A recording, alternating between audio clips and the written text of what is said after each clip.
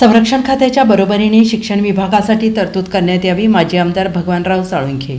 केंद्र आणि राज्य सरकारने संरक्षणाएवढेच शिक्षणाला महत्त्व दिलं पाहिजे, तरच मराठी माध्यमांच्या शाळा टिकून राहतील. यासाठी समाजातील विविध घटकांनी एकत्र मिळून काम केलं पाहिजे, असे प्रतिपादन माजी आमदार भगवानराव साळुंखे यांनी केलं आहे.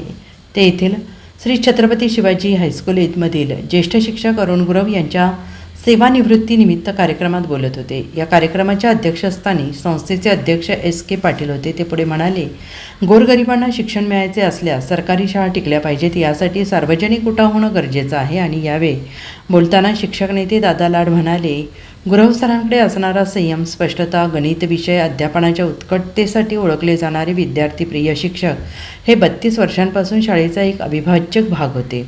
आपल्या संपूर्ण कारकिर्दीत त्यांनी असंख्य विद्यार्थ्यांना गणितावर प्रेम विकसित करण्यासाठी आणि गणित तंत्रज्ञान आणि गणितामध्ये करिअर करण्यासाठी प्रेरित केले.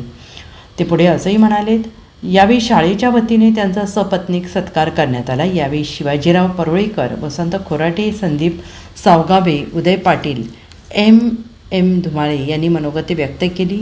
स्वागत मुख्याध्यापक विनोद पाटील तर सूत्रसंचालन RS खोपडे यांनी केले.